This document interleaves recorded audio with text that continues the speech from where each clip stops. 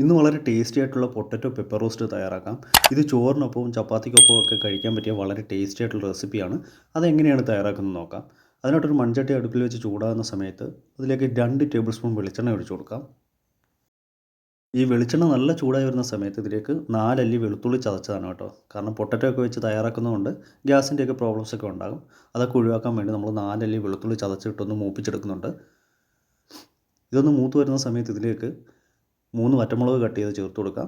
2 തണ്ട് കറിവേപ്പില കൂടി ചേർത്ത് കൊടുക്കുന്നുണ്ട്. ഇനി ലോ ഫ്ലെയിമിലിട്ടിട്ട് വളരെ കുറച്ച് സമയം ഈ വറ്റമുളകും കറിവേപ്പിലയും ഒന്ന് മൂപ്പിച്ചെടുക്കാം.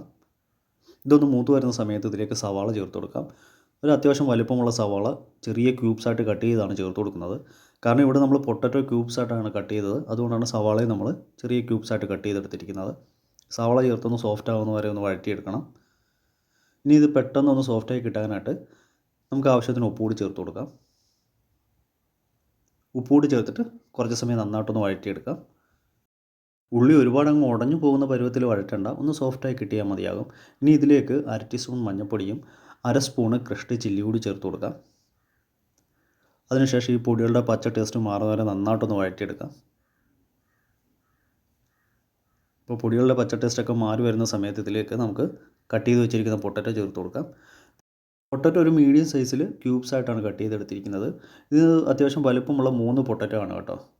പൊട്ടറ്റോ ചേർത്തിട്ട് നന്നായിട്ടൊന്ന് വഴറ്റി കൊടുക്കാം. ഈ പൊട്ടറ്റോയുടെ തൊലിയൊക്കെ കളഞ്ഞതിന് ശേഷം കുറച്ച് സമയം ഇതിൻ്റെ കളറൊന്നും ചേഞ്ച് ആകാതിരിക്കാനായിട്ട് നമ്മൾ വെള്ളത്തിലിട്ട് വെച്ചിരുന്നു. അപ്പോൾ വെള്ളമൊക്കെ പിടിച്ച പൊട്ടറ്റോ ആയതുകൊണ്ട് തന്നെ നമ്മൾ ഇതിലേക്ക് പ്രത്യേകിച്ച് ഇനി വെള്ളം ചേർത്ത് കൊടുക്കുന്നില്ല കേട്ടോ.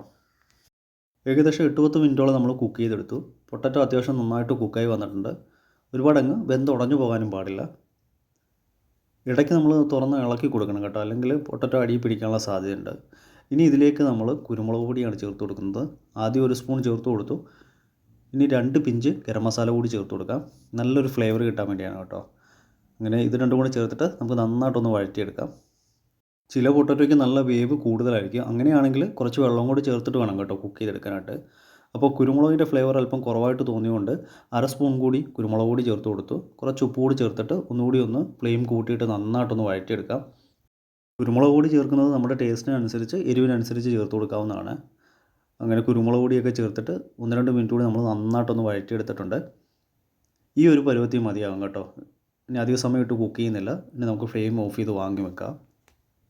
ഈ പൊട്ടറ്റോ റോസ്റ്റ് നന്നായിട്ട് തണുത്തതിന് ശേഷം ഞാനൊരു പാത്രത്തിലേക്ക് സെർവ് ചെയ്ത് മാറ്റുന്നുണ്ട്. സാധാരണ നമ്മൾ മുളക് പൊടി ചേർത്ത് തയ്യാറാക്കുന്നതിനെക്കാട്ടിലും വളരെ ടേസ്റ്റിയാണ് കേട്ടോ പെപ്പർ ചേർത്ത് തയ്യാറാക്കുന്ന ഈ പൊട്ടറ്റോ റോസ്റ്റ്. വളരെ സിമ്പിളാണ്, വളരെ ടേസ്റ്റിയുമാണ്. ഇവിടെ ഞാൻ പൊട്ടറ്റോ കുക്ക് ചെയ്തെടുത്തിരിക്കുന്നത് ഒട്ടും ഉടഞ്ഞു പോകാത്ത പരുവത്തിലാണ്.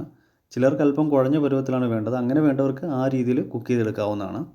അങ്ങനെ വളരെ ടേസ്റ്റി ആയിട്ടുള്ള പൊട്ടറ്റോ പെപ്പർ റോസ്റ്റ് ഇവിടെ തയ്യാറായിട്ടുണ്ട്. എല്ലാവരും ഇതേ രീതിയിൽ വീട്ടിൽ ട്രൈ ചെയ്ത് നോക്കണം. ഇന്നത്തെ റെസിപ്പി എല്ലാവർക്കും ഇഷ്ടമായെന്ന് ഞാൻ കരുതുന്നു. വീഡിയോ ഇഷ്ടമായാൽ ലൈക്ക് ചെയ്യാനും ഷെയർ ചെയ്യാനും സബ്സ്ക്രൈബ് ചെയ്യാനും അതോടൊപ്പം തന്നെ കമൻറ്റ് ചെയ്യാനും മറക്കരുത്. ഈ വീഡിയോ യൂസ്ഫുൾ ആയിട്ട് തോന്നുകയാണെങ്കിൽ മാക്സിമം ഷെയർ ചെയ്ത് സപ്പോർട്ട് ചെയ്തേക്കണേ. നല്ലൊരു റെസിപ്പിയുമായി വീണ്ടും കാണാം. Thanks for watching. ബൈ.